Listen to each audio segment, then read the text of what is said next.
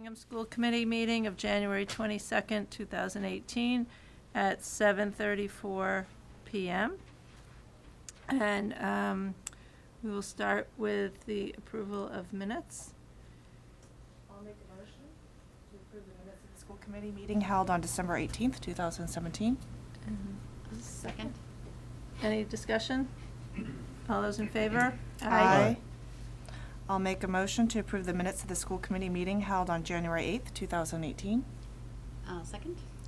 Any discussion? You all noticed that it was updated, right? Yes. Okay. Okay. All those in favor? Aye. I'll make a motion to approve the minutes of the school committee executive session held on January 8th, 2018. Second. Second. Any discussion? All those in favor? Aye. And I'll make a motion to approve the minutes of the school committee meeting held on January 11th, 2018. Second that. Any discussion? All those in favor? Aye. Okay, thank you. Questions and comments from the audience? Audience comments are always welcome as agenda items are discussed. Does anyone have anything that's not on the agenda this evening? Thank you. Superintendent's report. So you have in your packet the enrollment for January, very little difference from prior months, so that's a good thing.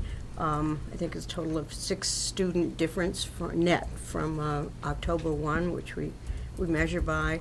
I also mentioned that we each month report the total number of preschool students, so it's 70 in this case. But remember, only some of those are students with special needs, with IEPs, and the rest are typical children who pay tuition. So in this case, of the 70 students in our preschool, we count them all for enrollment because they're all there every day, but 38 of them are students with IEPs who pay no fee, and the rest are typical children whose parents do pay a fee for that. Excuse me.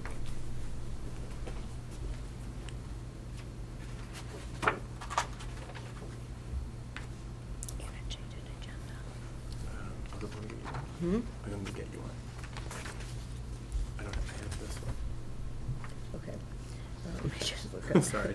Do you have I've lost my annotated agenda here. Oh. It's not Thank you. Okay, just wanted to mention that I did attend the Senior Center Men's Breakfast as the guest last week, and I just included for your FYI the things that I shared with them.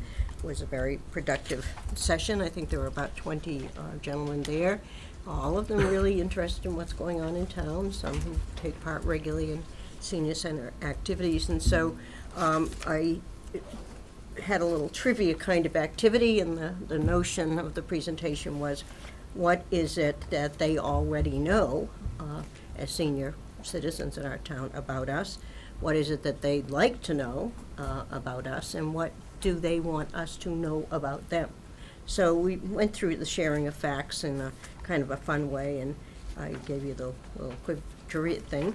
They also indicated, some of them before I even went, that they wanted to have some good news information, things that that we do well. So I pulled a couple of pages out of Heather's annual report, in particular the SAT one and the AP scores, and then the college placements. And so they were happy to see that. And then the other thing I gave them was the trifold that we produce every year for our new employees, that gives them kind of a sense of who's who, and bullet points about the things that we want to share. And I always say to them, I said the same thing to these gentlemen, that, you know, the teachers, new teachers are all coming here to do one job in usually one building, but they're part of the bigger whole, and we want them to know as much as they can. So it was a very affable meeting when we got the part about what they want us to know about them.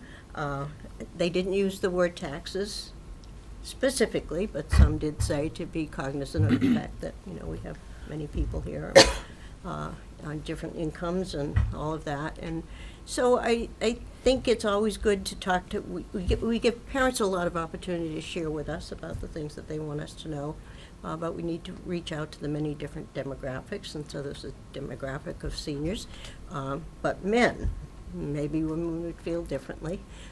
So I think it was well worth doing, and they were very complimentary to receive the information, so.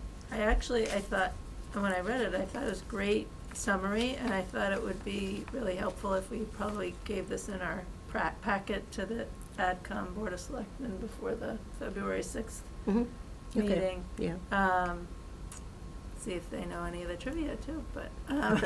I have to say, you won't be happy to hear this. The question that was the most difficult, because we didn't allow cheating, such as Googling things or looking up things, but we did allow people to just call out their answers. And so there's a question in there about the school committee.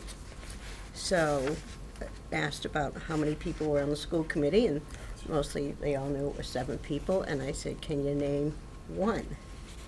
Struggled a bit with that question, although they did know there was a Dr. somebody whose name began with S.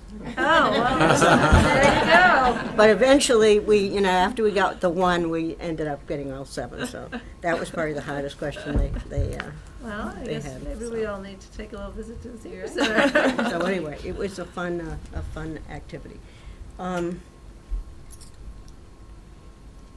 Forum, next steps. Yeah, we had the kindergarten forum, the 3rd forum, which was specifically for us sharing information with them rather than hearing about their thoughts on the appropriate age for kindergarten. We had all but 2 of the 15 Yeah. teachers who were there, and the principals were there, and Jamie and me, and it was divided up so that there were teachers who talked about the curriculum, and curriculum in kindergarten appropriate terms and focus, and then Jamie talked about the skills, the readiness skills, and that list had been developed by the kindergarten teachers, and so there's a Hingham preferred readiness skills, starting with potty trained was the very first one that we had. But in any event, there was discussion about that, and I talked about the protocols and the school committee new wording of the policies. So went on for about an hour. There were some good questions at the end. We talked about the timeline, and all of these things are on the website. The timeline is coming up for the actual enrollment period. And I'm hoping within the next week that I will get the census information, the street list census that Eileen does every time with the year. We use that as the basis. And we talked a lot about the request that we have that parents who have a concern about their child's readiness at age 5 should make appointment with the principal. And given that the enrollment is not happening until the end of February or so, we have a lot of appointments, so that bodes well. And that's good for a number of reasons. One, it suggests they're willing to sort of listen to a different perspective, and also it is, if we have children that really do have concerns or issues, these are children that might perhaps benefit from our preschool program, and the sooner those children with any issues at all get into the system and take advantage of the resources that we can offer even now, the better. So that was a very welcome thing. So now we're working on getting the packet ready for the actual enrollment period, checking on the census and trying to reach out our communication. I think we now have a lot of good friends in the preschool, private preschool community who help us with sharing information.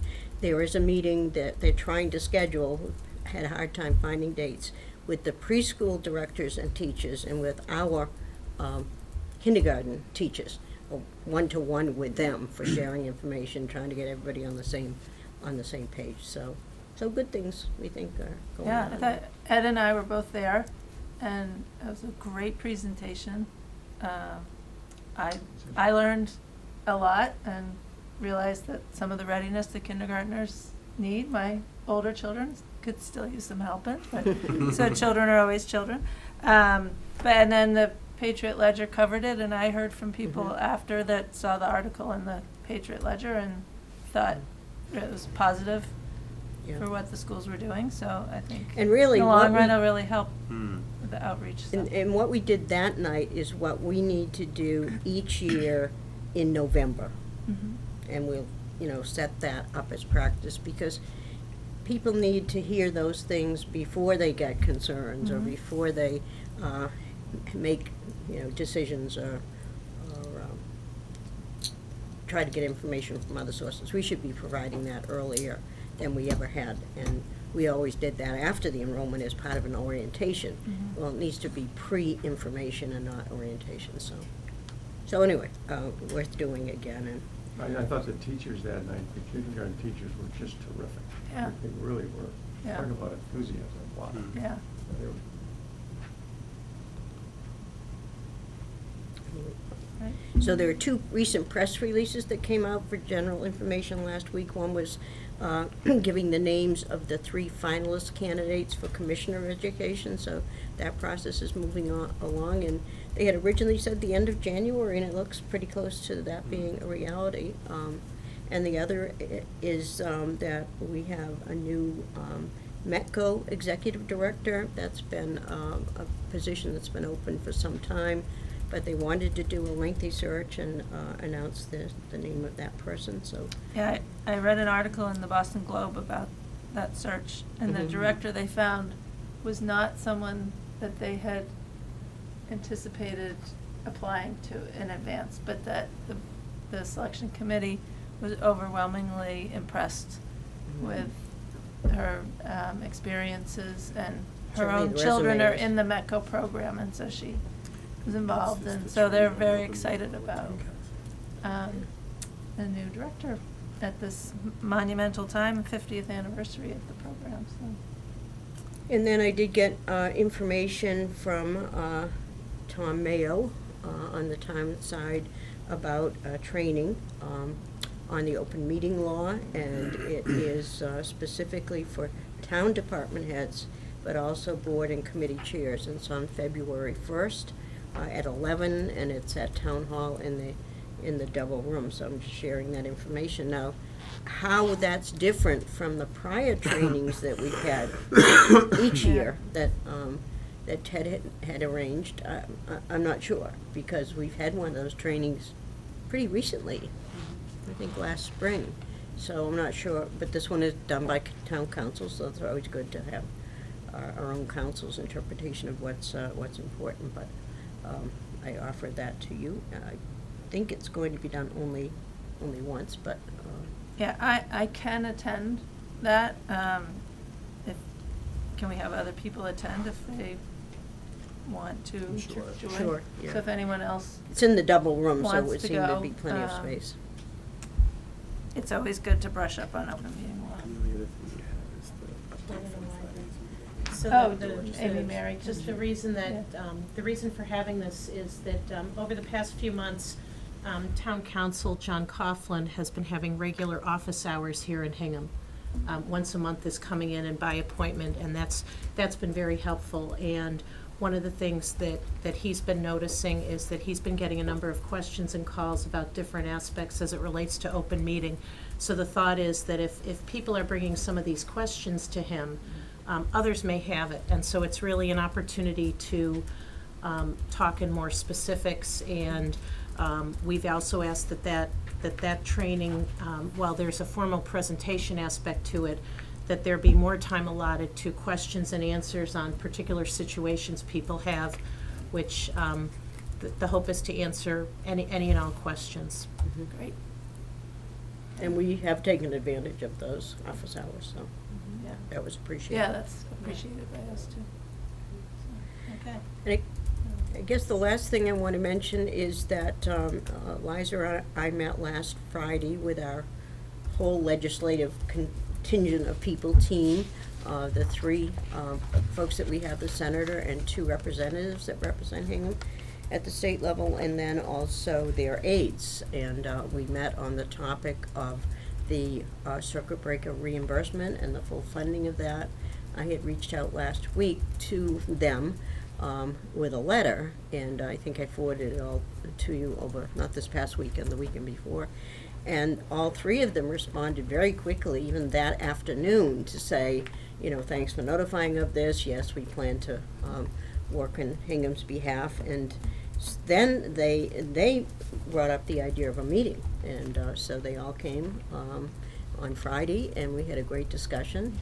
In fact, one of them, I think it was Jamie Murphy, who said we should do this at least once a year, which was a good thing. We talked about general things, and they were also helpful in making us aware that the additional revenues that have come into the state fairly recently, the $780 million, that we, those of us who are lobbying for full support for the circuit breaker funding, that there's some other ties for those, because there are some other agencies and departments that either were cut funding or simply didn't receive the full allocation, so that we needed to understand that it's not just one bucket there for us to take advantage of, but that they would continue to work, and the door is not shut on that issue, and we'll stay tuned. But I was very pleased, and I think I can speak for Liza as well, at how responsive they were to a letter, and that's always good to know about. So. One of the things in the discussion that came through is that the DESC had budgeted for the circuit breaker for funding 75%, but the actual requests that came in from the districts exceeded that amount, and so they funded it, so it ended up being funding the requests at 65%, and so it's making up that difference, and the gap is what this will help. So we encouraged the representatives to encourage the DESC to have a little more conversation with the towns, so that they anticipate what's coming, and so it was a good conversation. And the other thing to be aware is this money probably won't see it till fourth quarter, so if we know we would even get it, so it's not going to impact our budget planning for a town meeting. Go into the reserve fund of the town, and then hopefully can help with the general business of the town. And but every penny is good to get back, because this is money we've already spent. So. Okay, great. And no student rep today, so next Well, it's time. exam day, so they were home early today. That's right. Well, and she should be studying, so we will let her do her midterms. Okay. New business, 6.1. To act on the proposed memorandum of agreement between the school committee and the HEA Unit B Paraeducators unit as recommended by the Salary and Negotiations Subcommittee. Aileen Calnan is our chair of Salary and Negotiations, and she's out of town, and Carlos De Silva is also on Salary and Negotiations, and he is sick tonight, and so I am also on the subcommittee, so I will introduce this. So we've come to mutual agreement with the paraeducators, and on their contract for 3-year contract, 2017-18 school year through 2020. And just as a summary, we agreed to a cost of living adjustment of 2% a year, and as we had done with the teachers, and we also provided them with the same parental leave benefits as we had provided with the teachers. We also worked with the paraeducators on adding a professional development day to their schedule. So that would be early and before school begins, so that we can have district-wide training with everyone. And then that we also agreed to paying them for the Labor Day holiday, because they would have to come into work prior to that Labor Day holiday. There were a couple other clarification parts to the contract with substitute teacher pay, making sure, we increase 6.5 hours to 7 hours if a paraeducator served as a substitute, because that reflected the actual time they spend for that workday.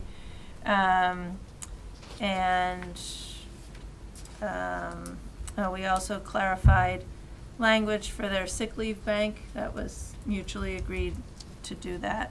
And for the paraeducators who are working with us for more than, or 7 years or more, we added 1 additional paid sick day to theirs. And all of these adjustments were within the budget that we had allocated for the contract. So, on that note, anyone I else? will make a motion that we approve the memorandum of agreement between Hingham Education Association Paraeducators Unit B as outlined and presented. Second. Thank you. Any further discussion? We have Selectman joins us for the vote of any of our contracts. So, all those in favor? Aye. And, okay, there we go. All done. And we thank the paraeducators. We had a very cordial negotiation, and thank them for all that they contribute to our district. And thank you, Mary. Thank you. 6.2, to receive a draft of the proposed secondary program of studies for the 2018-2019 school year. So, Jamie, we received a memo from, Yeah, so Jamie, are you everyone gonna should have take us received through a this, memo or? from me, and it's actually displayed up here for you, that just sort of articulates those revisions made to the proposed program of studies for this 18-19 school year. And if there are any questions, we have our high school principal, Rick Swanson, as well as all 5 of our content directors, in case there are any questions relative to that proposal. And we did receive some language suggestions, which I forwarded on to Rick and to Derek okay. for the opening.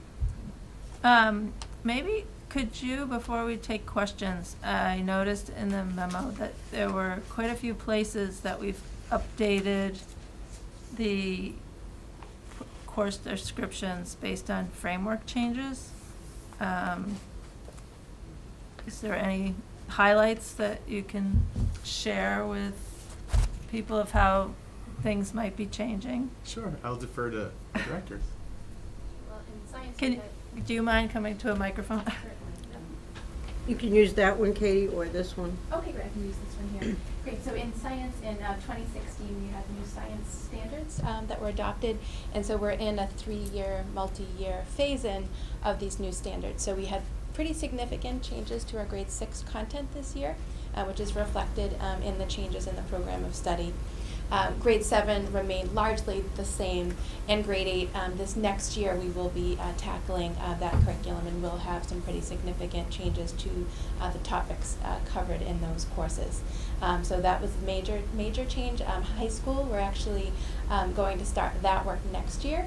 They're phasing in those standards more gradually than the K-8 standards.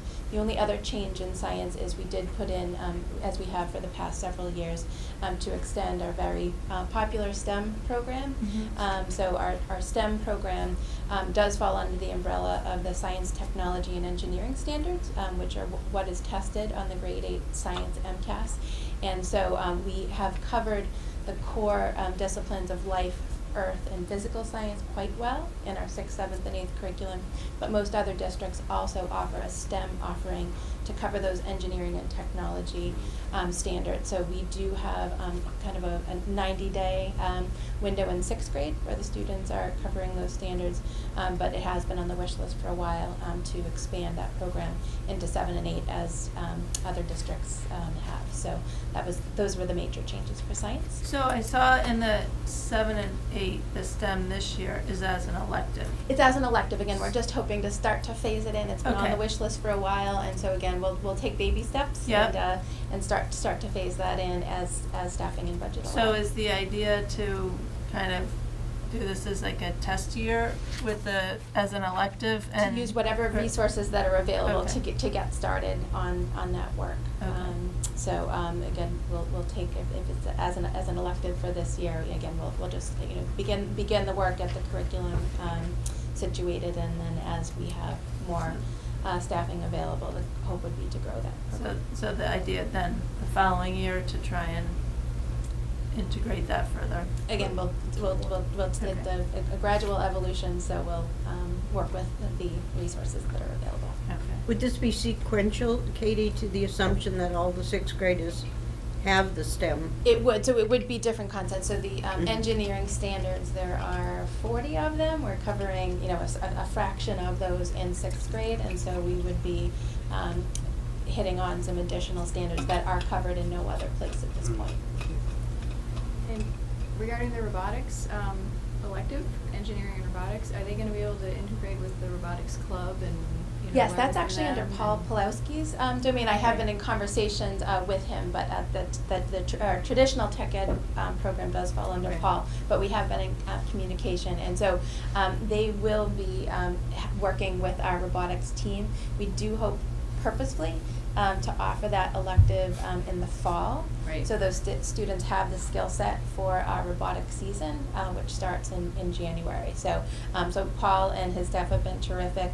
They're already helping us with things like if we need something built in the wood shop, they're more than happy to do that. We are sharing that Trace's space, so it's been a very collaborative relationship. So, Great. and Rory Malherbe's terrific, who initiated the robotics course. So, Exciting. great. What's the most popular high school elective science class? Not like the core. Yeah, it really is a pretty even distribution. Yeah. So we have our, a very strong electronics programs for a student with that interest. We have a very robust biotech program for students with that interest, and our environmental science program. So it is and fairly evenly spread, and I do feel like we're meeting lots of different needs for our students heading on to pre-med, allied science. The biotech course, we're getting lots of great feedback from our alum that particular course is giving them an edge up in securing internships and research jobs and grant money because they have that skill set. So that's been very popular. I think that word is kind of getting back. And then again, our students heading off on, say, an environmental science track. So I think the diversity of courses that we have is serving the needs of various students. And then obviously our AP courses are serving their own specific niche. So. Oh, that's great, because there's a wide variety. I'm always impressed, but I was reading it again and it's like, wow, these are all filled? That's Yeah, no, that's we have, impressive. most of those courses, we're running at least three or four sections of each of those programs. So we have many students in their junior and senior year who double up Yeah. in science. At one point, we had about 50% of our juniors and seniors are doubling up in science. So so they're getting that core content under their belt, but also taking the more specialized courses. Great. Thank you. Who's next? The 2017 changes for mathematics are mostly perfunctory. It's changed from 2011 framework to cross out for 2017. Fortunately, we got a draft of what the changes were going to look like in the frameworks last year, and we're asked for input on that. So as a department, we spent time last year going through the new changes. They were mostly subtle, a lot of small language changes, tiny shifts in, for instance, just really, again, focusing on that 6th grade math no longer teaches integers. That doesn't begin until 7th grade. They introduce integers, but the addition and subtraction of integers doesn't actually happen until 7th grade. So it's a subtle shift up. So little things like that, but we had a really good look at those last year and had already we already knew what was going to be coming. So the language in the program of studies itself, as it pertains, was mostly changing 2011 to saying it's now fully aligned with 2017 courses. And I feel confident that as the new frameworks came out, we looked at it and said, oh, yeah, this is pretty much what we expected. And again, along with my Southeastern Massachusetts mathematics group, we had sort of submitted our concerns about the changes that they were making. So that was part of the reason I had the department do it. We kind of took those data pieces, pulled it back, brought it to the state. And most of the changes that happened were were subtle and small, but made, I thought, good sense. So anyway, it's nothing major Okay. in terms of that specific thing. The other, I think, bigger pieces, we put the description of the 7th grade pre-algebra class that we had got to after we realized that was a great opportunity last year, but really got to it after the program studies window had changed. So that language last year, when it went out to the parents at recommendation time, was by email out through all the 6th grade parents, and I think we had it up on the website as well. So similarly, I took that language and just sort of wordsmithed it to make sure that it was a little bit clearer about what the 2 classes did. So I changed a little bit of the level 2 language and a little bit of level 3 language just to sort of clean that up. And then we leveled the computer science elective, which Ms. Manjipani's doing a great job with that class anyway, and she pretty much said it's already leveled. She's like, I have honors kids who are just have this great capacity for computer science. I have other students who are really interested in learning, but they are learning at a slower pace. And she said, I'm already kind of making decisions within a class of 20 that you 10 need to be here and you 10 need to be here. So we got a lot of feedback from guidance last year that a lot of students who we typically would have thought and we recommended for computer science, one of the fallbacks of our GPA conversation last year was a lot of kids said, well, it's not a leveled class, it doesn't affect my GPA, or especially students looking for an honors elective. And that's not why we would tell a kid to take a class, and that's not what the guidance counselors do. Right at that point, you're taking an elective to pursue some interests.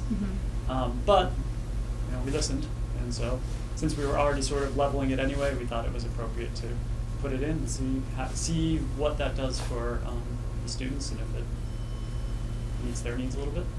And I think those were our major concerns. I took the language too that was below the chart. You like the sequence language. I remember we talked about this last year. And so some of the language that was with the chart wasn't in the sequences. Just about sort of, we think it's reasonable that you have to earn a C- to stay in honors. And it sort of becomes detrimental to the student and the class, the teacher. It's not a good situation for someone who's getting a D+ to then go back into honors the next year. And so that language has always been in there. We just took it and sort of put it into the description as opposed to having it underneath the chart. We thought maybe that might, since it was specific for sequence A, we thought it was a little bit more appropriate there. One thing I did notice in math, which is you had to get 70% or 90%, and everywhere else in the program of studies it says you have to get a certain letter grade. So 70% is our Algebra 1 specific right, requirement. but I think we should be consistent with using all letter grades, or the. I get exactly what you're saying, but if a C- could also be a 72.5, and I do think you start to get to a small distinction. So we can change it to at least a D. You have to get above a D+, which would then. Yeah, that's fine. If whatever you're going for an whatever equality you that gets you decide above. your measurement is, but you I prefer to just see think the it letter should. number versus. Yeah, so the because same thing we found with so the other 90 came from the recommendations for the honors for the BC Calc, I think is what you're thinking about. Yeah. And again, we were finding that we were really looking for our strong A students there, and by I think I'm trying to remember that, or maybe it was even the AB Calc at that point. That there's a difference between the 90 and that 93, and we were seeing over time. It wasn't capricious. Over time, we were seeing like, oh no, that's actually where the break is, and it's about a 3 or 4 point break in there. So let me again look. I'll look at that language. Do you want new language for the time this goes to press? Is that what you're getting at, or looking at something for next year? Well, I'm reading the whole thing kind of as a parent eye, and then it popped out at me because everywhere else there's a letter grade in there, and then I'm like, oh, well, what's a 70% and a 90%, and it may not make a difference, but it's different because it's math.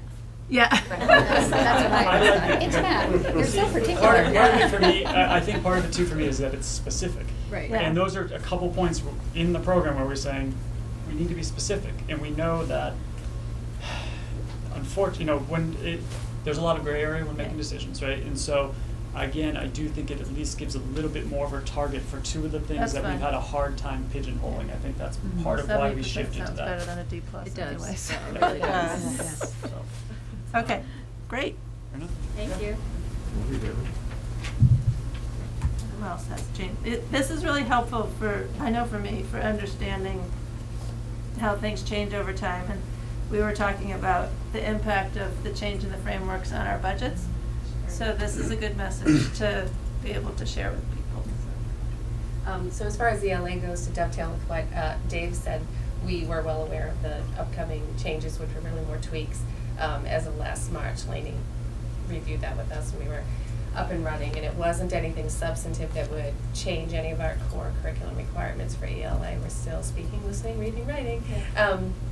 So I guess what I would speak to is that it's more of a semantics change for the American Studies to American Literature, just with the introduction of, we're going on over 10 years now, American Studies was a team-taught course in lockstep in the 90s, and then with the introduction of AP History and then AP Lang, and so now you can teach Level 2 American Lit and have students who are in Level 3 American History or Level 2 American History or AP US. So as much as we still, our American Lit classes are still informed, we still follow the literary time periods chronologically and look through an historical lens at what's impacting what's happening in the writing. That's certainly still happening, but students are in different places in their history classes, so it's not like it was back in the day when I taught American Studies and you team taught with a history teacher and you were, really looking at the same time periods at the same time. So that was more just sort of every few years we're like, why are we still calling it American Study? So it's sort of a leftover. And I talked to Heather that this was the place to start to change the title, and then she has to make some changes as far as what will translate on the transcript, but it's not anything different than what's been happening. In the program of studies, we still will be running, because hope springs eternal, the journalism offering, but we just haven't been able to staff it, and same with speech and communication. So we're still looking at classes of, sections of 27, 26, at least 3 of 27, the 10th grade. We have so many more coming up that any personnel staffing requests that do happen would be more to ease those core subject numbers. But upon Lainey's wise recommendation, sort of keep it and see what happens as far as student interest and make decisions accordingly. But So where are your biggest classes for English? Or at the high school, we're looking at, in 7th grade, we have 8 sections of graded English running at 24 or above, 4 at 24, 1 at 25, and 3 at 26. 7th grade, we have 4 of 24, 2 of 25, so that was where we got at the .2 request, because we're also not running a 7-4 this year. That has been taken for the time being for that cohort by a SPED teacher. So that point will allow us to run that 7-4 if that is warranted, and also to take the burden off those other numbers. At the high school, we have 58 sections of English, and 17 of those classes are at an enrollment of 25 or more. And that is we are only running for an elective right now, creative writing, 3 sections of that, 1 first semester and 2 next semester. So again, with the increase in students next year, I think it was supposed to be 36, and say even 20 go to private schools. Still looking at absorbing 60 more, so we're looking at 11th grade. We've got a bubble coming up, at least from our numbers in 10th grade this year, and then 9th will have some sort of a surge on that. Yeah. And do you get a lot of students that double up with, like they take the required English class and then take second English, like take a second elective? For English, we don't have. The only one we have is creative writing. The senior seminars are not electives. Those are their English classes. They have to take 2 to get English credit. So detectives, global, those are different. The only elective we have that's for elective, not English credit, is creative writing right now. Oh, okay. So anyone who's taking that is taking that in addition to a regular English class. So they couldn't take like journalism as a second? It's not an English class right now, and no, it hasn't been written. It never existed as a senior seminar, which is different. Those have different reading and writing requirements. So the electives don't have the 50 writing assignments per year requirements, and So speech and communications was in a little while ago. And then that was first to go. And then journalism, I think Amanda Smith taught it, I want to say 3 years ago, and then we haven't been able to run it since then. Oh, So okay. so creative writing is, as far as additional elective, that's what we're looking at right now. And I know from my experience that as a senior, you can't take AP and the senior seminars. Right. Because there's just not enough Oh, no, there wouldn't seats, be. basically. Right. There's not enough teachers to allow that, so. Yeah. Mary, just popped in my head, and maybe this is for you and Andy, but if the frameworks for social studies change, and we end up having to flip some years that we address US history based on some MCAS testing, how's that going to affect, or will it even affect English? Because, I mean... Right, I mean, as far as right now, I think it makes the most, I'd like to phone a friend? No, Sorry. No, that's okay. I would say for the vast majority of places are still teaching, you can tell me if I'm wrong. Andy's helping. 11th, yeah, I'm going to soft shoe until he gets okay. No, but 11th grade American, Yeah. You're talking of US history moves earlier. Yeah, if it would moves too. There are earlier, some right. districts that do just that. Yeah, I mean, we still don't know. Right.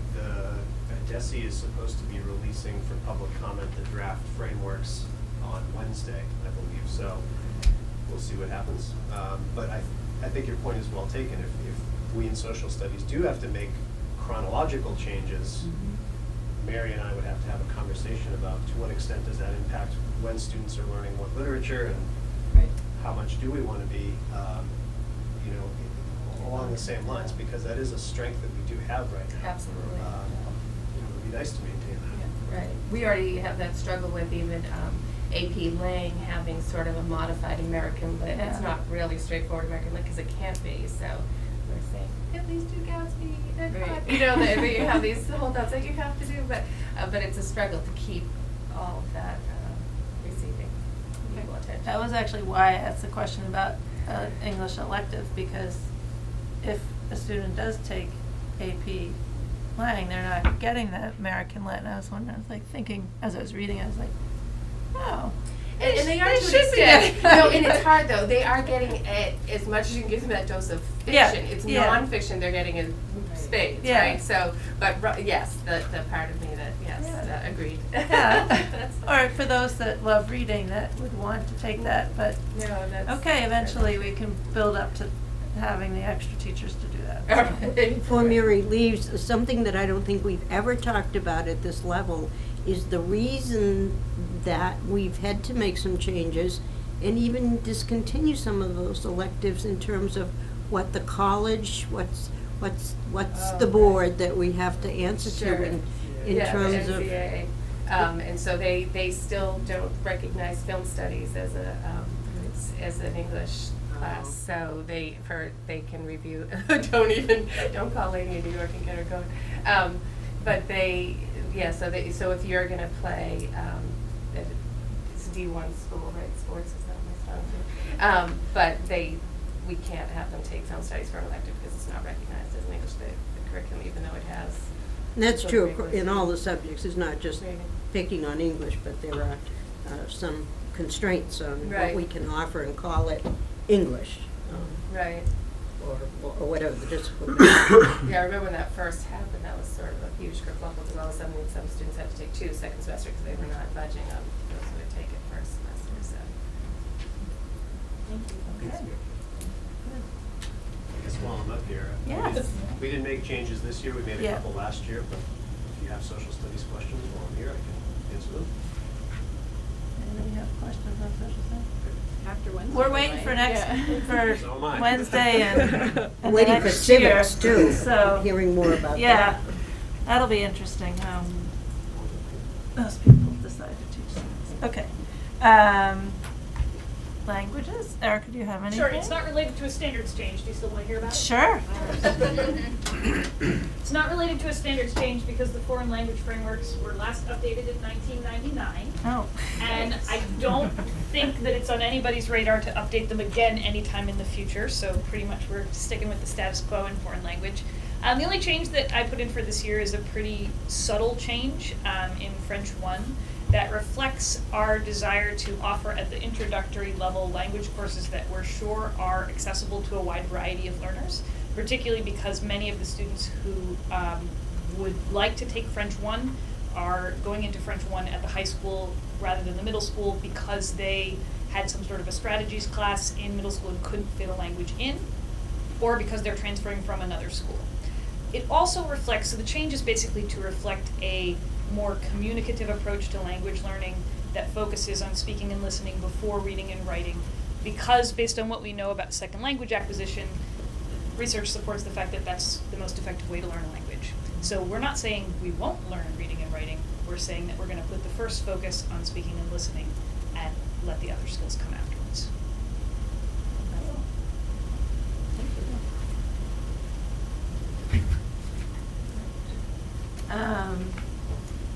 So, people have other questions or comments? Well, I have a list. Sorry. So, on the first page, when I was very pleased to see the addition of information about encouraging people to make their decision early and not to have changes.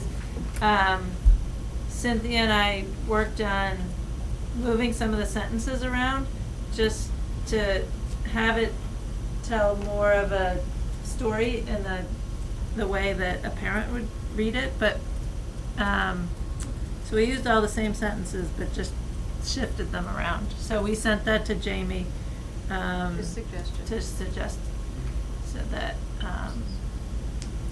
but that was very helpful. And then in relation to that, on page 6 you talk about the placement process, or it's not in relation to that, but when you talk about the placement process, It's basically the same language that's used in the beginning is there, so. If we could add in that section to start it off with a positive statement about placement levels, like something to the effect of teachers carefully consider the recommendations made for each student based on, I think you referred to it in another place, but that first introduction to talking about the placement process is like if you're going to appeal it or if you're going to override it.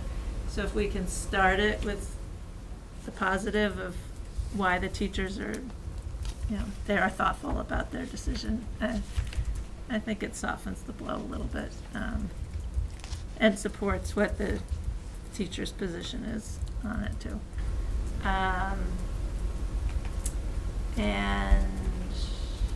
Then on the GPA section, if we could add what courses are included in the GPA calculation. I know that's in the handbook, but we only count core courses in our GPA calculation and languages, and we don't count electives. So that I didn't notice that was in that part of the description. I think that would be helpful. I always hear people ask, well, which courses are included? Then, on page 10, there's a small paragraph about vocational schools.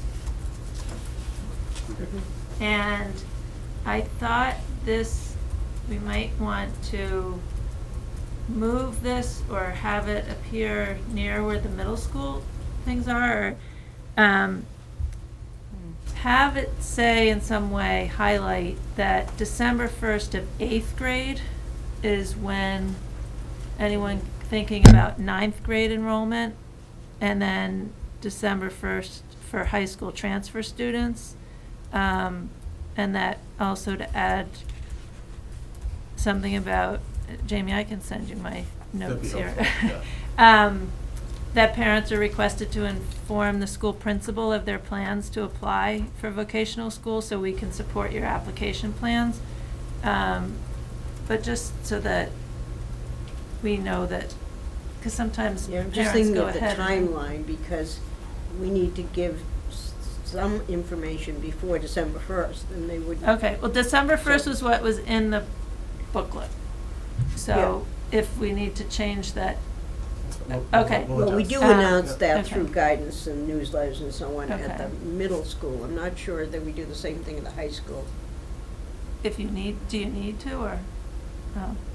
Well, I think we should, because really the reason we ask for that is we have to pay no matter what. But we ask for that so we can do planning and include Yeah. that in our budget. Yeah.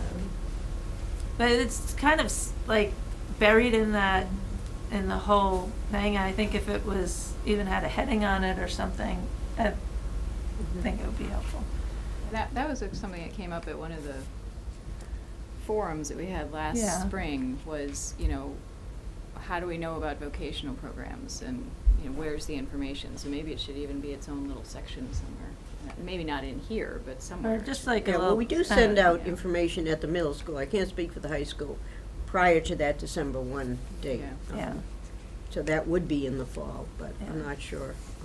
Um, We don't often have a child at the high school, but we could have one that goes at grade 10 or Yeah. whatever. So. Then also on page 10, it says, it is strongly recommended that each student's program include an applied arts experience and a fine arts experience. But isn't that required as a graduation requirement? Mhm. That, yeah, Mhm. so, Distribution right. requirement. we talked So about that. then we should change the language of, instead of strongly recommended, to that it's required. Sure. Okay, And can I just tag on So- to that? yeah. Go ahead. Okay. This may be overstepping, and it may open a can of worms, so if it is, let's back off. But, under that note, it has a note that says 4 years of math is required for Massachusetts state colleges and universities, which is hugely helpful. There are also, in my experience, some colleges more out in the Midwest that require a fine arts specifically credit. And I've had friends with kids that sort of got squished in their senior year thinking, I want to apply to this college and I need to get a fine arts, not just an applied arts in there. So it may be a can of worms, like I said, but if the guidance office thinks there are just, 2 things like that to stick in, that might be another helpful one to stick in there, in addition to the math for state schools and that kind of thing. If it's 100 things, then obviously that's not worth it. We can certainly bring that feedback back to the high school team Yeah. and sort of see. I think It may be more a guidance that's thing. fair, and I'll talk Yeah. to Heather about what the thoughts are there. I think we run the risk of getting, so I think we talked to the Massachusetts Yeah. higher ed program Yeah. and sort of what's required out of Mass Core, and then it might get a little complicated then talk about other regional Yeah. Or even just expectations, a but that's fair. line that says, various schools in different states have various requirements, before senior year or before be sure to junior review year. I the think portion that was, required it's for in the there college. somewhere. Okay, Well, but, That's fair though. Yeah. It's Does good. anyone It's a good actually point. read it? yeah. Is the question. I know. I was reading it today, I'm like, oh, I don't remember this one. What does NB Nota mean? bene. It's just Oh, Well, it's a Latin for take note. okay. You never took Latin? I did, a long time ago. Then, fashion flair. Would we ever consider changing the name of that? See, I had the same reaction when I was reading it. I was like to, just a suggestion, to like fashion design and development, or I did Google it. It is the fashion industry, but the term fashion flair, just, I thought maybe we should also make it We more gender have the neutral new or gal something. coming aboard, Yeah. who is the replacement teacher for Rose Doran. Yeah. And it strikes me, maybe you'll remember this, Rick, that we talked about that a little bit In her in the interview. interview, because it was a matter of saying how close is the set of classes that you will have to what your current assignment is. She's coming from another community.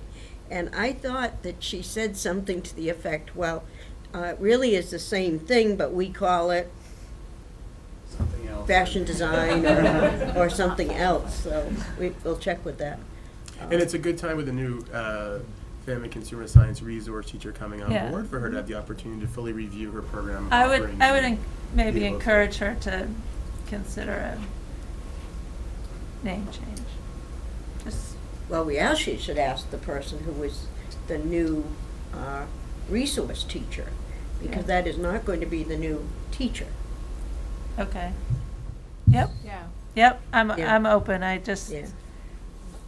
Duly noted. sounded very female to me. I thought if we have all types taking that class, we should make it a little more generic. Anyway, then I had a question about the new yearbook class. And what's the thinking of having this class versus having it as an after-school activity and club? I will defer to Principal Swanson on this one.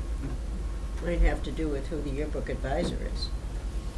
Right, this was a recommendation from our two yearbook advisors this year, Mr. Shozier and Ms. Papuga, who have done a terrific job as their posters advertise at making the yearbook stick again.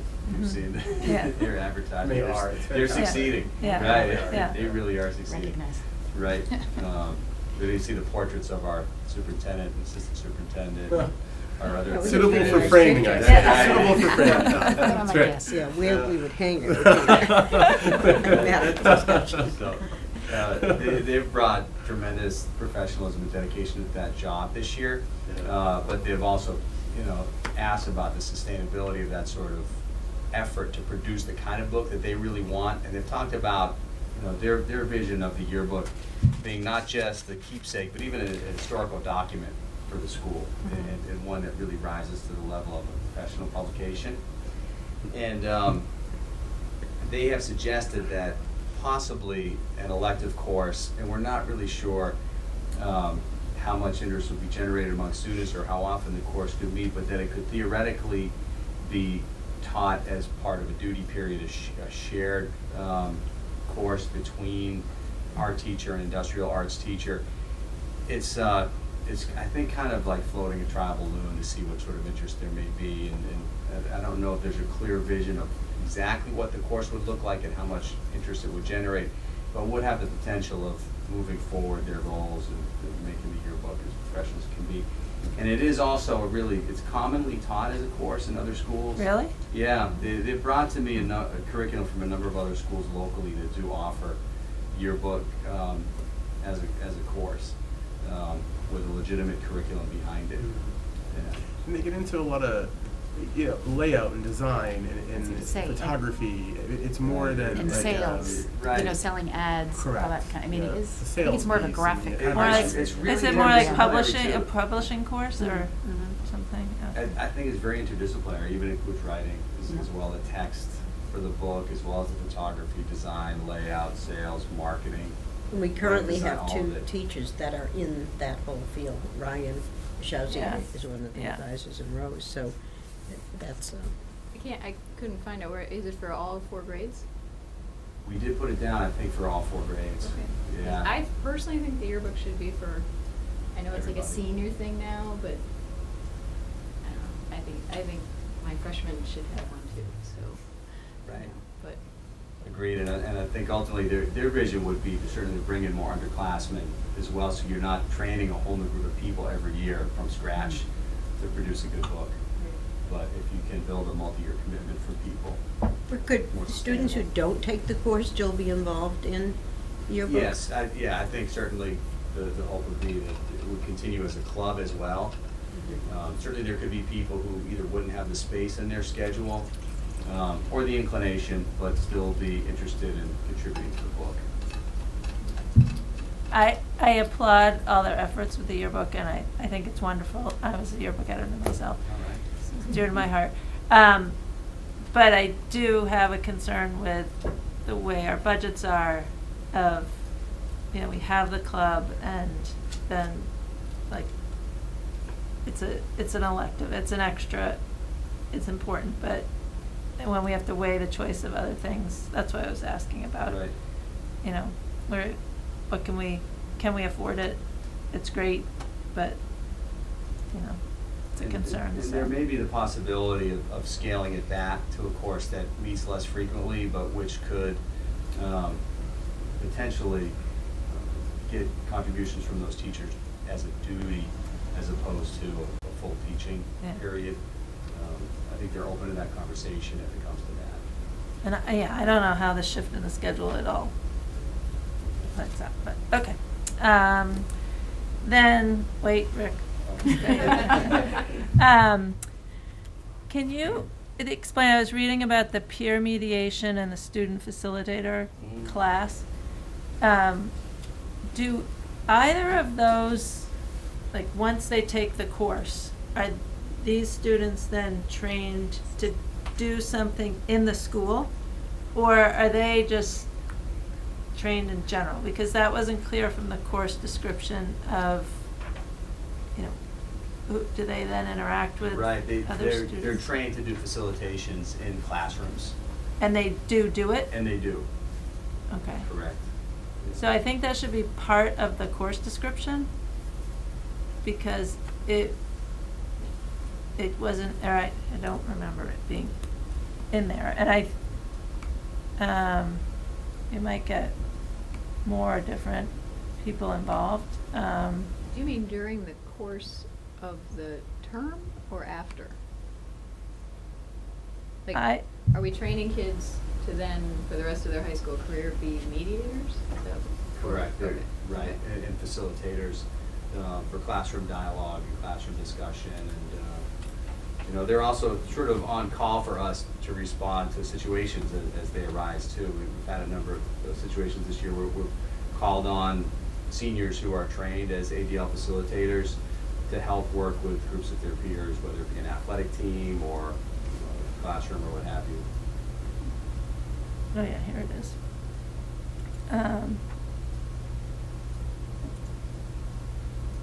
Yeah, that wasn't like part of the Okay. course description. We can take another look at it Um, and maybe have some clarity there. Yeah.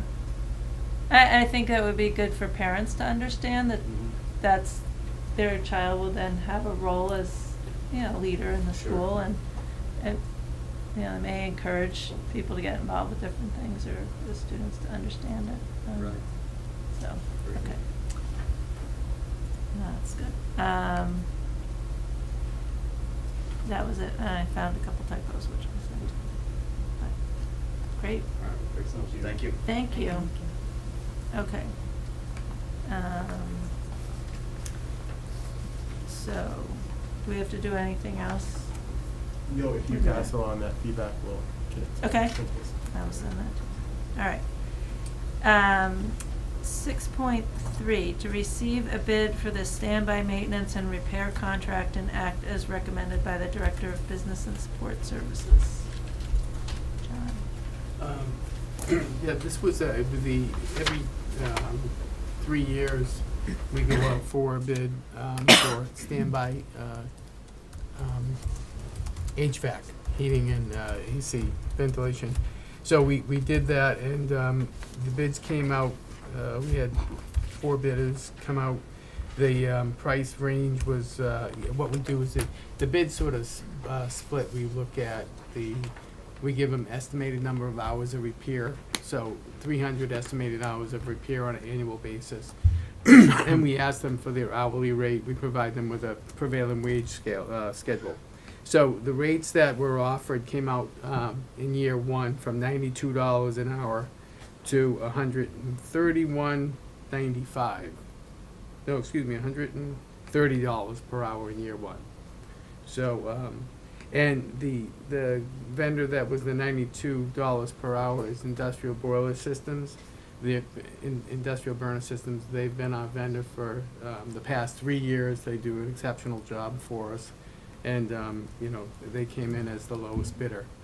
Probably, you know, they had a great time. Even the next closest bidder to them was $118 an hour, followed by $129.95. So there's 2 up at $130, 1 at $118, and they're at $92. which is up from the last contract too. I mean, there is inflation in this. I think the last contract was about $82 an hour. Okay, because we had 3-year contract, 1 year with each year we have an optional renewal. So with this vendor being a good vendor, doing a lot of business with them, and them being the lowest bid, I would recommend that we award the bid to Industrial Boiler Systems, or IBS, for the 3-year bid. Their successive prices are $99 an hour in year 2 and $99 a year in year 3.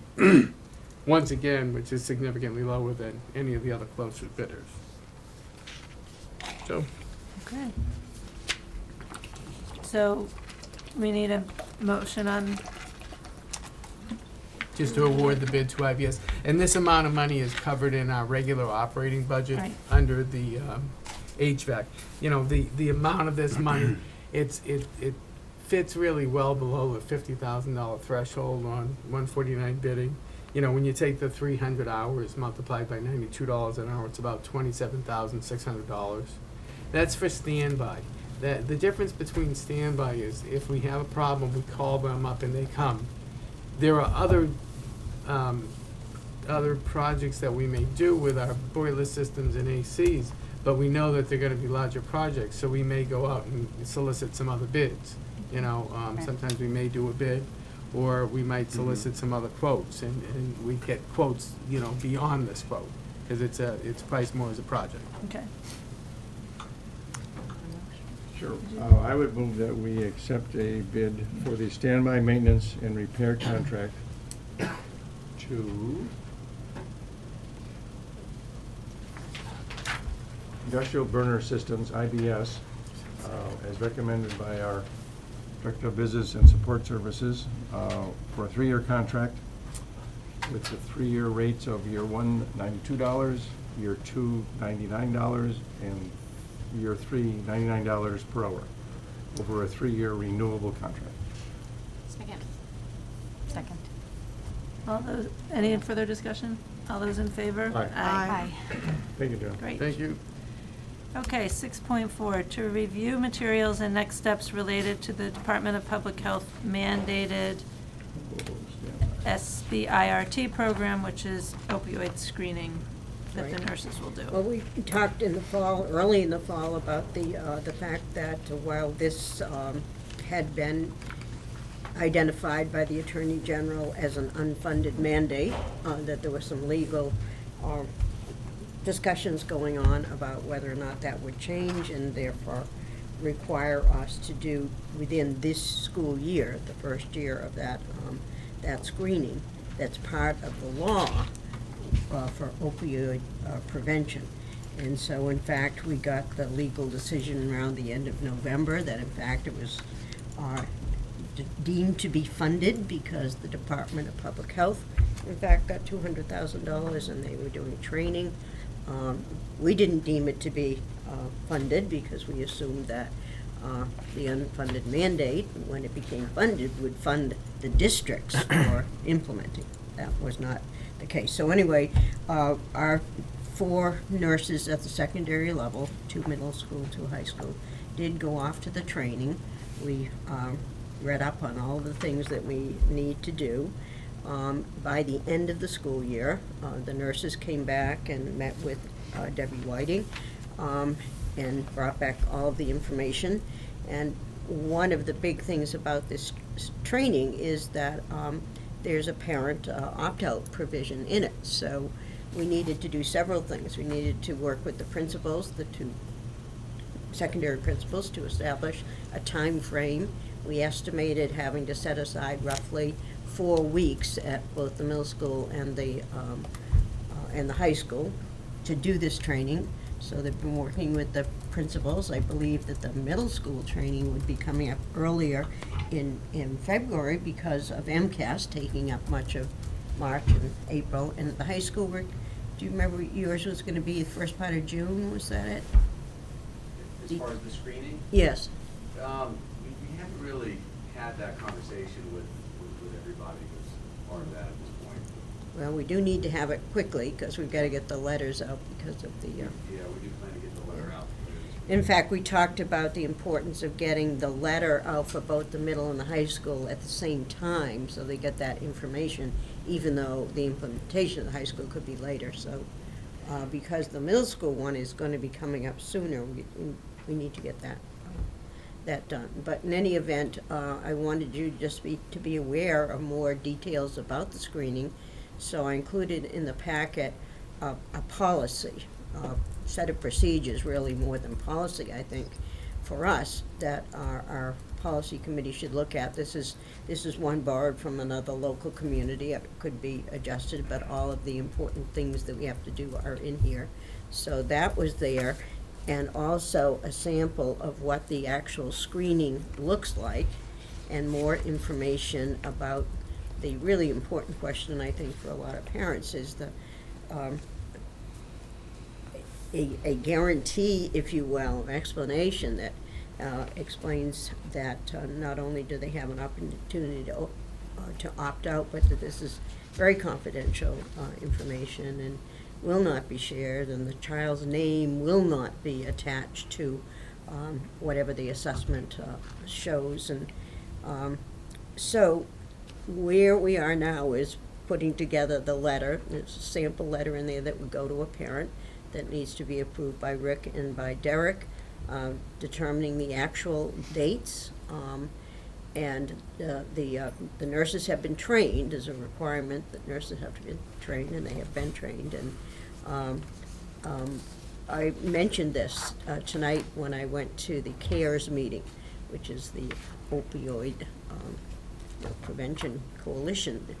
And because we had talked about it in the fall that we were going forward with this, and a whole bunch of questions came up that I thought, oh gosh, we've got to get the answers to these before we move forward much further. But and we've talked about it with respect to the budget, so we've identified where the money would come from for this year, but we put an amount in the budget for FY19. Not a large amount, but all the dollars are important, and the dollars really are for substitute nurse coverage, so that our nurses who've done the training can administer the verbal screening.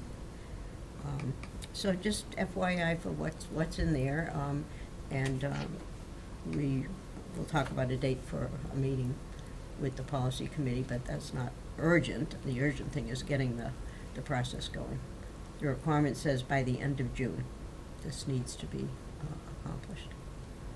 And both of the classes that we have, 7th grade at the middle and 9th grade at the high school, are classes that are 350-ish in terms of number. So it's an ambitious thing. That's assuming that nobody opts out. My gut feeling is that there will be a number of opt-outs. I have a few questions, if you don't mind. So there's a form in here that was provided. I assume you're not using that form. The parent, if they want to opt out, can just write an email. That's what we've said in our sample letter, not using the form. I want to be sure that that's legal. Do we have to use that form? But the sample letters that we've had say the nurse, and just respond to the nurse.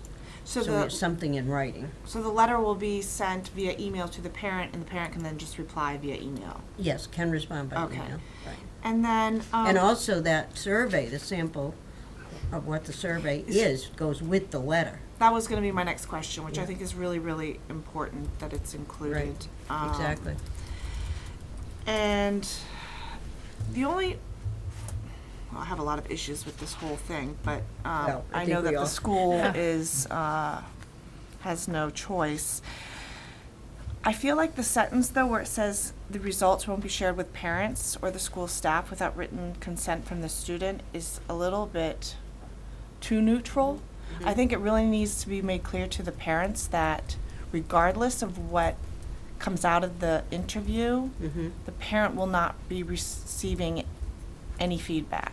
Exactly. And right now it just says the results won't be shared, but if something does come out of that interview, the parents need to understand that they're not going to be informed. So I think that needs to be made clear to the parent. Yeah, and then I think that is in this particular sample policy. It is. So we need to think about not I just don't know. including it here, but. I don't know how we could, that's a good topic for further discussion offline. I'm not clear that if we find out something ethically about a child, that we can't take action and notify the parent. I'm It not- says it in the. Oh, no, that's why Yeah. I'm thinking this is all samples that we're working with from other school districts that probably requires, as it goes to policy, to discuss more in depth. Well, we do you know from another similar matter of sharing things with parents that came up this year, that the rules are very different once a child enters the 9th grade in terms of what can be shared. Things High that school, yeah, that's true. children, divulge to counselors or school staff or whatever, and what can be shared back to the parent without the child's. But that's at the 9th grade, I'm so thinking of I'm not 7th. su- Yeah, me And sort too. of thoughtful Me too, so. about if in fact information that could potentially put a child at risk comes to our attention, to say we're not going to share that with anybody. Right. is Well, we do concerning. have counsel that we use on occasion that has school law experience, and that's the kind of thing I would want. Yeah. Yeah. I would want her to look at, even when we come up with the policy, Right. Yeah, 'cause after I- we've got something Isn't in that the here. whole point of the screening? Right, which If is, it you've- doesn't, yeah. Well, that's exactly, like, what, if you're going to collect all this Mm. data that's the and then point of what, the and, screening. right, and then, and I think there's some medical confidentiality. I think when children turn 14, they're the medical personnel's not obligated, or actually cannot share information with parents, which, everything I read about this thing is, I don't understand why this has been put on the schools and not pediatricians. I mean, Yeah. this is 100% something that pediatricians should Well, be we will required to check do. Schools that, are but- now supposed to do everything. I know. so, Yeah. But the 9th grade thing, we did check, we had a similar Yeah. concern about Okay. that particular issue Yeah. that we were trying to resolve. And the answer was, it isn't a matter of age, or, age of majority, it's a matter of entering the 9th grade. You should Okay. see the And we did check that, policy and is, yeah. that That's was, true. So I also understand that if, some parents are just really, really busy, let's just say, they don't read the email, they miss it, or they catch it too late, it can happen. Ends up in their junk mail, that's happened to me before. So if a student then is invited to the interview, they don't have to answer the questions. They can Right. leave some blank well, if that's they what don't it feel says, that comfortable. at That's any what it says. point prior to or during the interview. What happens if the student just doesn't feel comfortable and wants to get up and leave? Can the student do that? It's a one-on-one verbal screening. It's not a group format, so they could just not respond, and the nurse would take them back to the class. I just think that Which all is, needs to I think, and be- that's where relative to Dot's point about the resource that it takes to actually administer, they're one-on-one individual screenings, which is where we're paying for the sub to come in and cover our nurses to then do the screenings. And last we heard from other districts, the screening has not yielded any Children at risk. reason for concern. So we're trying to According still to understand, right, according to sort of those, the groups that we've been working with that have been doing this, started this last year. And I believe that information from the state has been, they've not found anybody. So I'm not sure, but that's beside the point. But we share the, Your tax dollars at work. yeah. I have a question about so this sample that you included, Dot, in the policy. Is this taken right from the bill? Yes. I assume? The references to it Okay. are. So it says that we were supposed to notify parents or guardians prior to the start of the school year. Yeah, I know, Yeah. but, So can we use that as an out? But this was, right, and we would in Sorry. the future, and I in the know. future, we would endeavor to implement it in the fall as well because of all the things that happened in the spring, particularly at state testing, so. But Just at the hoping there could be a time, loophole. the start of the school year, we were still under the impression this was an unfunded mandate that we didn't need to do at all, so. So we But still but have you're to right, do it. it does say that, we would not obviously say that. Okay. And I assume that the letter to the parents and the sample questions will be put online, and if so, where would they be put? Yeah, I mean, if we're sending it electronically, we could either do, we can send just to one grade through X2, so it could be done that way. or we could simply send them an email that says, look here online to see it. I think it'd be good to have it online too.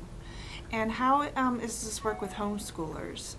Do they How is the- homeschool children? Are they? They're not They're not under obligated. our purview. No, They're lucky. yeah. Their doctor Yeah, will ask them no, the it's, question. you know, it's, Oh, I wouldn't usually use this platform to make a political statement, but I will. This is sad. I mean, the opioid crisis is real, Yeah. and it's important, and I can't believe the state thinks this is the answer.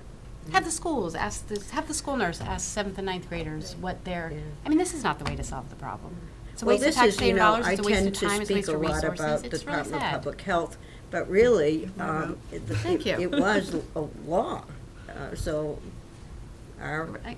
legislators voted for this because it was an aspect of the law.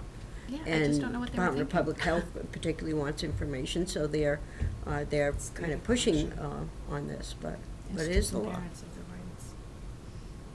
Is this And going, responsibilities. is this going to go to the policy subcommittee? Yeah. Yes. And so therefore, they would solicit our Particularly input? for this, Okay. developing this, which is more a set of protocols, I think, than it is really policy. Because we can't say, as a district, we won't do it. Right. But we do have some we tried. authority over this. We did. Yes, no. We held out as long as we could. Yeah, we did.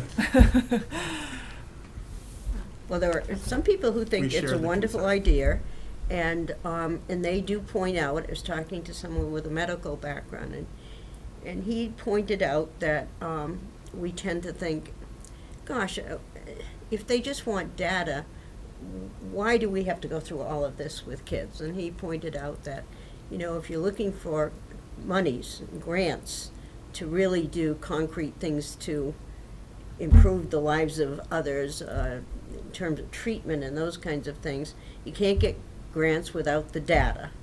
You know, you can't get data unless you have large numbers that you can refer to. So, so the data is important in the long term, but I would think we could find other ways to get data.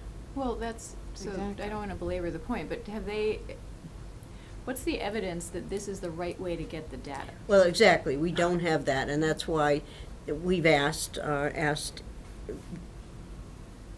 DESE, well, so has this particular survey, And DESE will say, Identified. this isn't us. Yeah. yeah, Right, so this is not the Department of it, this is Department of Public Health. And so that's what was also led to the delay, was this was a DPH issuance, and DPH has direct contact with our school nurses and have been applying pressure directly to them for about a year now to go and get this done. When we check with DESE, that the legal departments were actually sort of battling it out around whether it was unfunded and mandate or not. So the DPH legal said it's been funded. So the legislature appropriated some sum of money to that line, therefore it's funded. Well, my point was really DESE more- legal has not yet Okay. come back and said They're what good. net, yeah. But I meant more like the verbal one-on-one screening way No, of we have doing no this. I evidence mean, that we're talking it's about a not. 7th grader, right? agreed. I mean, you know, I don't see a 7th grader sitting down one-on-one with someone they don't really know and answering yes totally to an opening email. up, right? Yeah. You know, Right. maybe a We're doing it seriously. a quick survey would be Right. actually more effective. Right. Mm. And we're already doing surveys. I know. All right, Sorry. okay, so policy will, So what's our Take- timetable on, with the policy subcommittee? What's your timetable? Well, I was actually just thinking, this is really a bill still, right? It's not a law, so no, it's is done. it, was it voted? Because it's not, Yeah. okay, because on the Mass General laws, it's still listed as Oh. under bills. Well, shouldn't we have a policy in place before we do the screening? Well, I don't know. Probably. Like But something remember, really in basic? it's law and policy absence, right? So we have a law that says we have to. So in absence of a policy, we have to. And as meet Dot the law. mentioned But we can work earlier, on both yeah. the procedures. I think we can work on. We may want to wait and see if if there's more things, as Dot mentioned earlier, that come and how out much as of it- it's being Everyone done. opt out. So we write an effective policy versus something we keep having to change. Mm. We can meet whenever you want us to meet and talk about it. I mean, I think we should get a couple Well, we other can- samples from other towns. Right, well, and we from can check, Mask and. why don't we see check what with they- MASC Yeah. and see if, They we must hadn't have received something. any things as we normally do from MASS or MASC. Yeah. In fact, Mm-mm. we are meeting Wednesday with Mike Long. Mike Long. Yep. We'll check with Mike Long if he has a sample. Normally, we get those kinds of things, and we have not received any Mhm. of those from either of the agencies. Okay.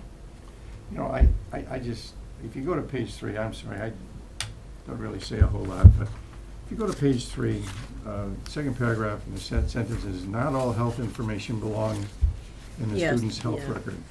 Well, as a health professional, that's the silliest thing I've ever heard. Of course, a child's health information belongs in their health record, and it's protected by HIPAA. So when I see something like that, it just, that's silly. Yeah, and I think that's how they're trying to avoid HIPAA by doing this. Let's just say that. Because this doesn't make any sense. It's just, sorry. But You're tying the hands of your health professionals. Sorry. No, it's Right. it's No, a source it's- of frustration right, for it us as is. well. Everyone. Contact your legislator and tell them this is a terrible idea. For schools to be doing it. I mean, good intentions, right, but good yeah. intentions, but there's other ways, I think, to collect this data. Okay.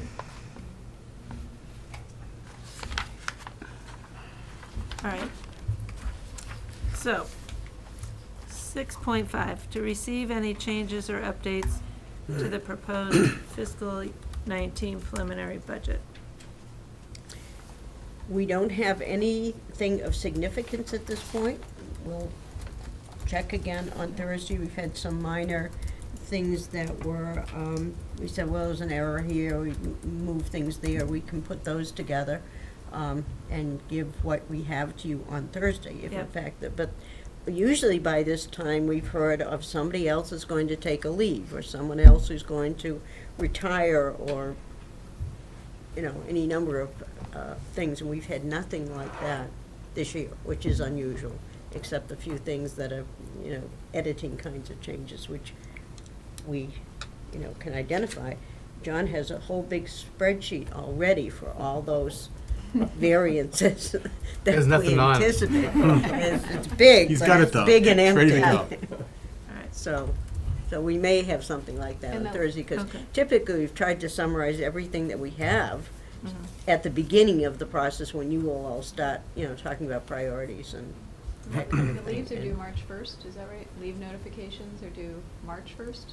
Yes, All but right, okay. often we know, you know, we try to encourage the principals to talk to the people on leave and say, do you know? But we don't want to put pressure on someone who hasn't yet made a decision. Right. On the other hand, if they have made the decision, then let us know about that. So I'll reach out to the principals again. I'm sure But- they're doing everything they can. March 1st. Yeah. Okay. So does anyone have questions about the budgets? Or I have a list that I will send to you guys so that you can prepare for Thursday, Mhm. and then we can answer stuff on Thursday. And so on Thursday, I thought we would start with if people had questions about the budget, and if we have any updates at that point. And then we can start a discussion about people's priorities of, you know, what's most important to you, what you would be willing to cut if we had to cut something. And then I thought we should also talk about the February 6th presentation, Mhm. because I heard from Lucy Hancock that we should try and keep the presentation to 60 minutes in total. I've thought about the 5-year vision, and shifting some things around and only highlighting a few things, so I'm gonna rehearse and aim to get it to 15 minutes instead of the 30. And so, hopefully we can then highlight some things. And maybe if we hand things out in advance, then we can condense what we present. So we can talk about that. And then the other thing, if we could talk on Thursday about the questions for the January 31st session. What questions are school committee specific questions? Yeah, I got the questions today. Okay. And my plan is to, they did some screening because they were all, all over the place and categorized them. Yeah. But there still are a lot of questions, so my thoughts, I sent them out to the principals, and, but my thoughts are that we can group them. I mean, just as an example, there are a lot of questions that people have about school start times. Okay. Maybe 6 or 7 different questions. Yeah. So we could say that's a category and talk about the topic without answering 6 specific questions. Yeah. And then I will be meeting with Jim Taylor, who is going to be the moderator. Yeah. And he's tuned into that we need to be able to answer as many as we can, and we've got to group them and identify them. Okay. So. Yeah, I thought. And then on Thursday, I'll be meeting with the principals, and we'll look at the assignment of who's going to do what. Yeah, because I'll sit on the panel to represent the school committee, but I thought if we had the questions that are school committee related, that we could all talk about it, so I can get your input. Well, for example, one category of school committee questions is about the budget, and in particular about the per pupil costs. There are a bunch of questions about that, which amazed me because didn't think that would be something that most parents would ask about. But so that's one. Yeah. So and there are 2 or 3 others that I think would be in the why isn't full-day kindergarten funded? Okay. So that's a school committee kind of question. And there's a question about transition, and that's a school committee. I think those are the 3 categories that I can think of just from remember. So those were the 4 things that I was. So our questions to the administration about the budget, then we can talk about priorities, and then the February 6th, and then January 31st. And we'll start at 7:30. Great, thank you. So, okay. So that's it. Did you guys have any other questions about the budget? Okay. 6.6, to receive an update on communications with the Energy Action Committee. Okay, so we have been downloading lots of information to you guys from the Energy Action Committee. The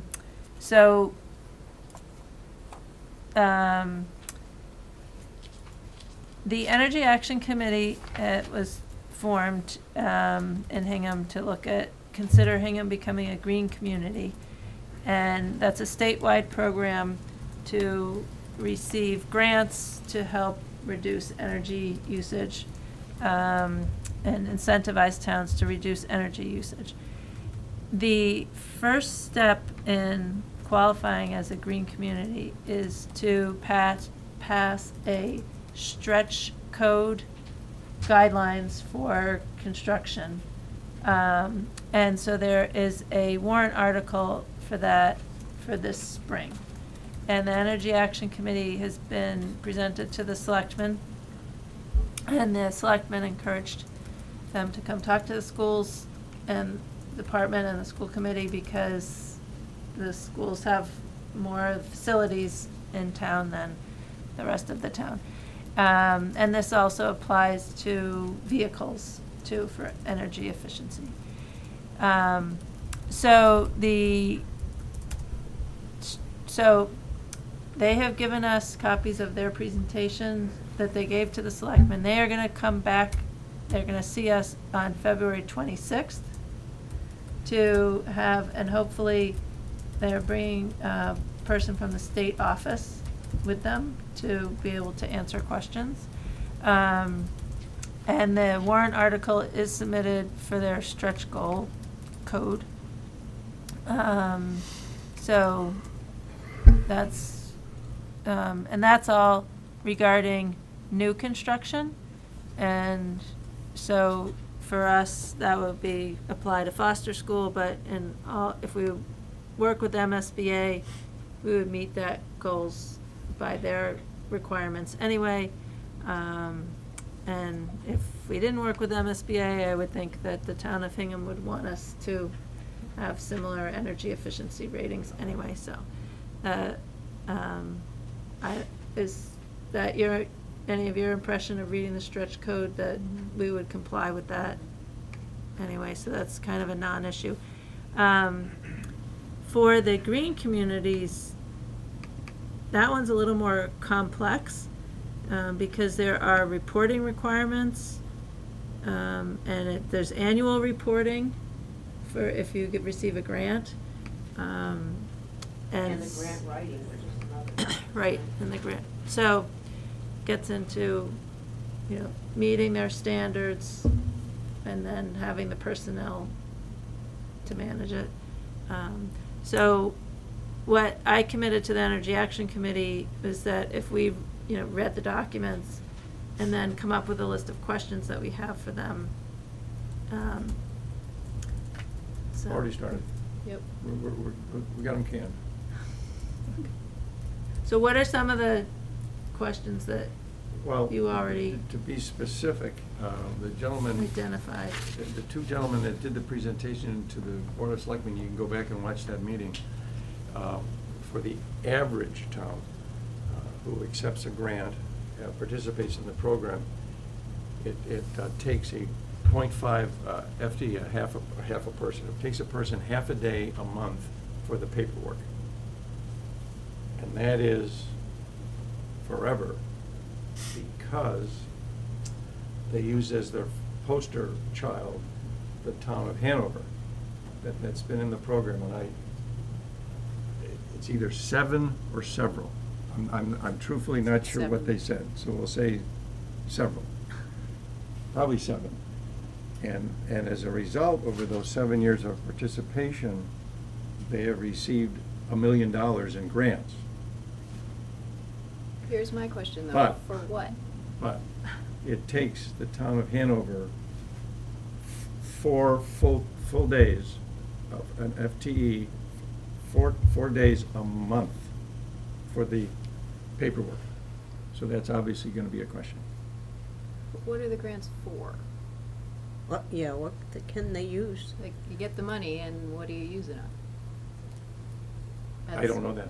We're going to ask that. Yeah. I mean, My understanding too is you get a sum of money when you're designated as a green community, but then thereafter you're competing with other communities for any further grants.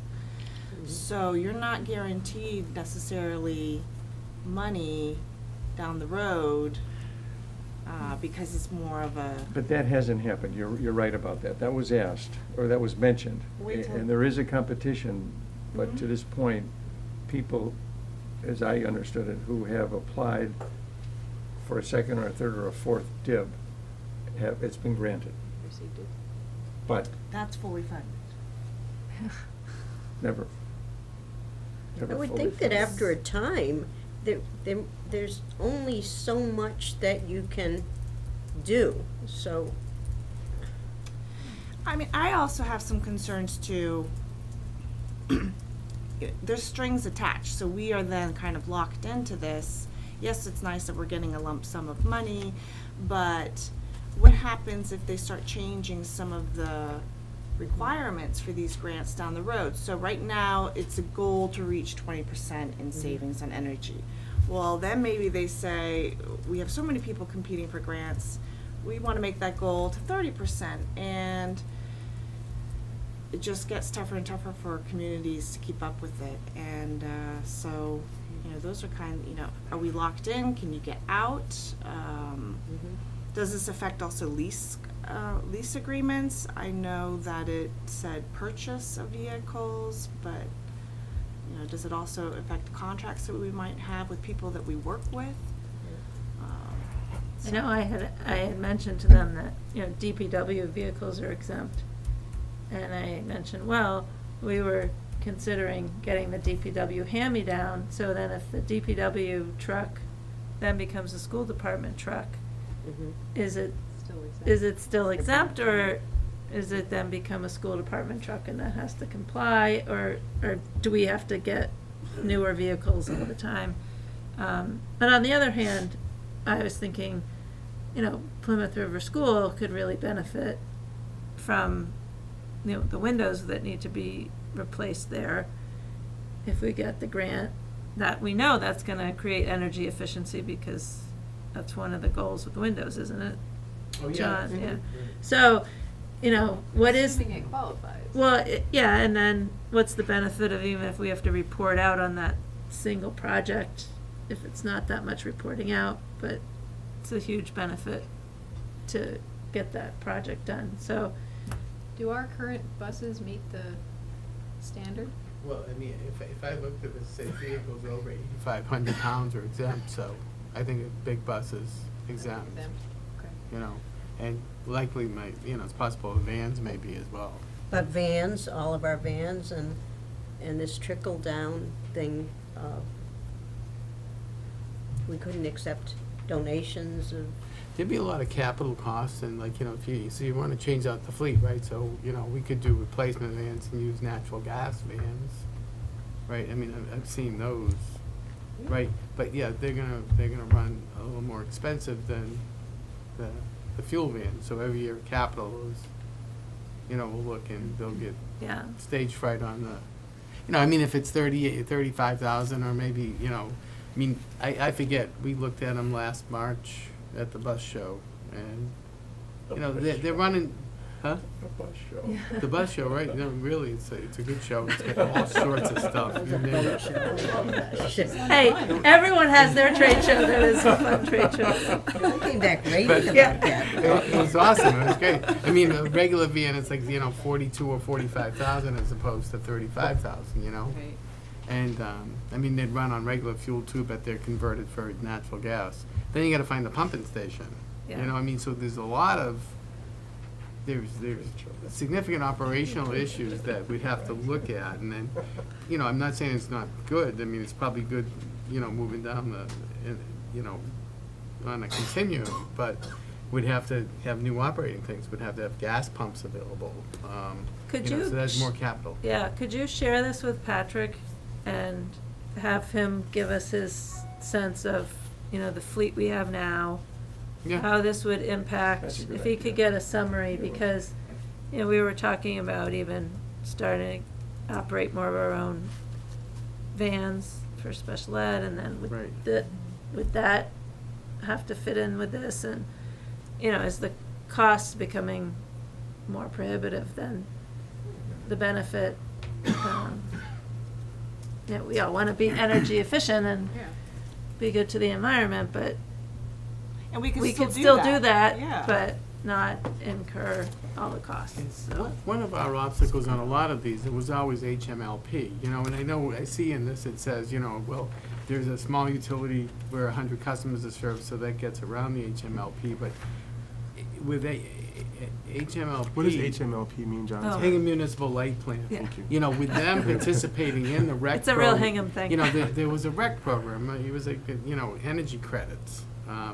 But HMLP isn't in that program. So, if we were generating solar, when the summertime happens and we're generating a lot of electricity, right, that we can't use, we would sell it back to the Hingham Municipal Light, and we'd get recs for it, which then could be used later. But because they didn't, it's never made, economic sense, because we're not generating a lot of solar, in January, February, March, So,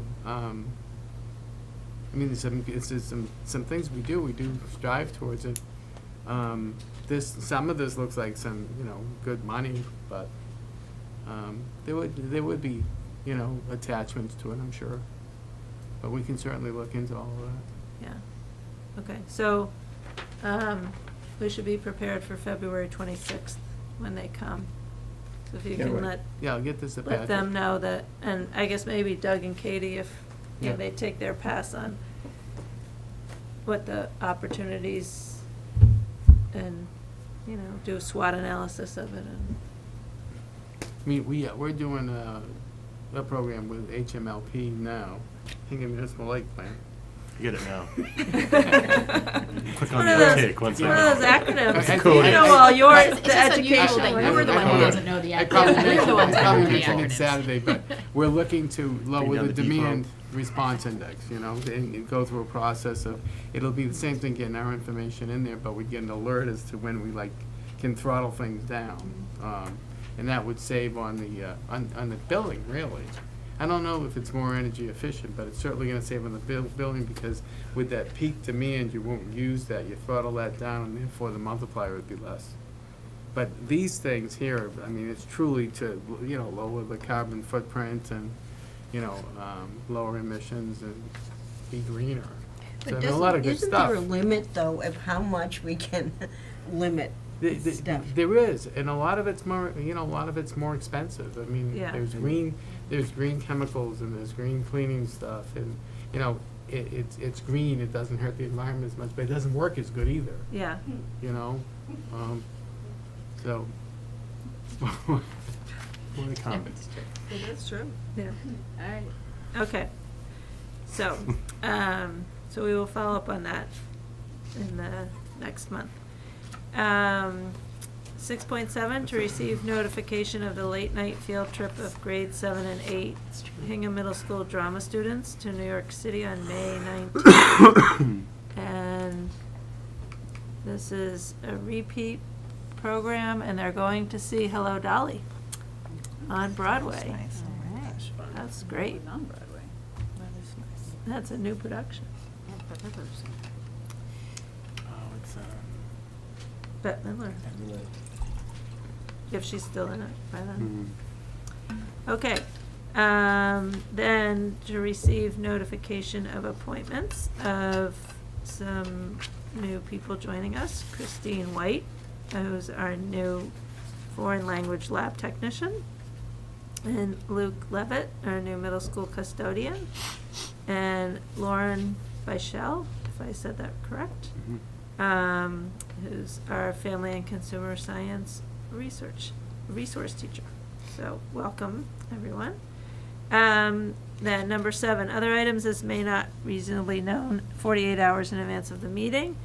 And we do have an item tonight for a bid opening for a wheelchair van was done on Thursday. Yes. Yeah, so we opened the wheelchair van bid on Thursday, and we received 4 bids. The bids range from $44,233, which was the low bidder, up to $48,495. And the low bidder was New England Wheels Inc. and Bill Ricker, and that's the vendor that we've bought many, many vans out of. Actually, all the vans, because they were always the most reliable bidder and one bidding every single procurement. We're fortunate we got some decent other prices. I mean, Mobility Works in Londonderry was $45,583. Quality Van Sales was $46,916, and Don Brown Bus Sales was $48,495. So, I mean, the last wheelchair we bought, it was up in the between 45 and 46,000. It was, when we went out to bid for that, the regulations were changing. So I think everybody, and the chassis was changing, so I think everybody was uncertain as how they would go about, you know, preparing these vans and putting them together. But, you know, so a couple years later, we're getting a new van, and the price has actually come down because I think they have the formula for building these things nailed now. So, you know, with that, I didn't have to do a lot of reference checks, because with the low bidder being New England Wheels at $44,233, you know, I would recommend that we award the bid to them. We've been dying to have another one of these bidders come in lower, but New England Wheels keeps on being very competitive. So, you know, and they're a very good provider. We've had good relations, and we've got good product from them. So I would recommend we What award was the bid. budget for this? The budget for that was out of capital. It's about $47,000. Oh. So, Okay, always good to be under budget. yep. computer cook. I'll do Um, it, yeah. So I'll make a motion that we award the bid for the purchase of one 2017 or 18 7D wheelchair passenger van to New England Wheels Incorporated out of Billerica for $44,233. And it's a 2018. This is a 2018, just so you know. Okay. Second. Okay. Any further discussion?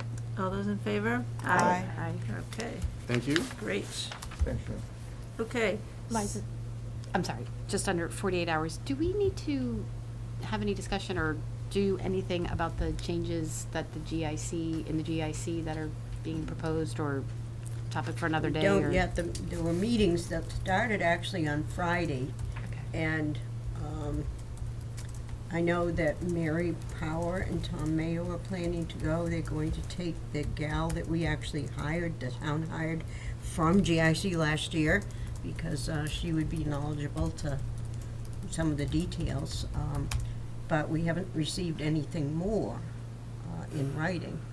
And there's a lot of angst out there, really a lot of angst. Right. I've gotten some emails. We did send out an email to our staff, not that they wouldn't have found out other ways, but just as a courtesy, and a lot of concern. The article in the Globe told a little more than GIC has actually told us in terms of the amount of money of possible savings. Why there's such short notice on this, I don't know. Have you heard anything more, June? Not a word.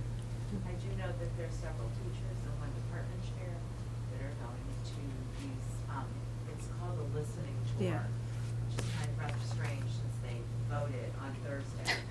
The listening tour was to I guess you're talk gonna be about listening. changes in healthcare that people have experienced in Hingham, but now this is a whole new thing. So, and I'm going to testify at one on Friday afternoon.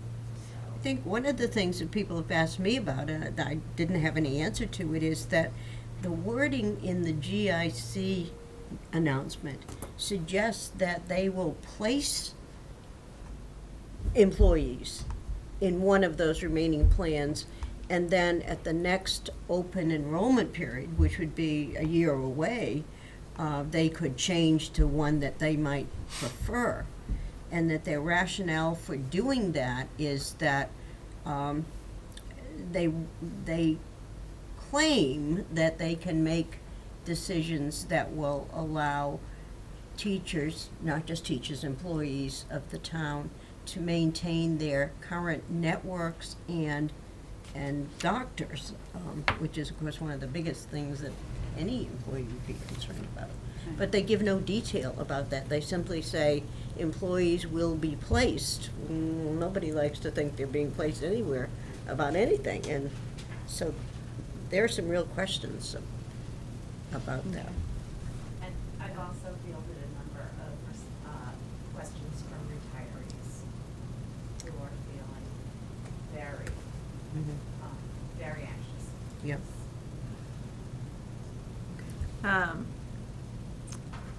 Yeah, so there was something I saw on one of my newsletters I get that Governor Baker was even commenting that this was a little surprising that this would come out. So I was just trying to see if I could find it.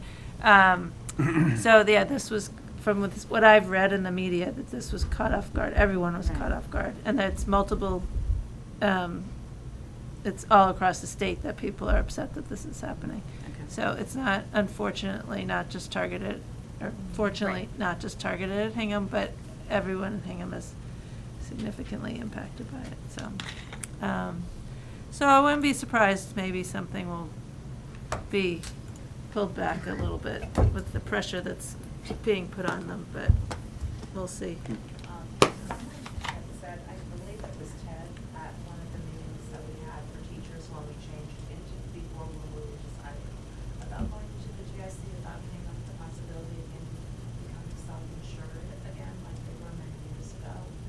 So that would be another alternative, but I know Ted's not here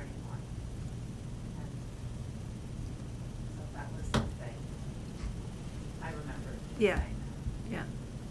Hmm.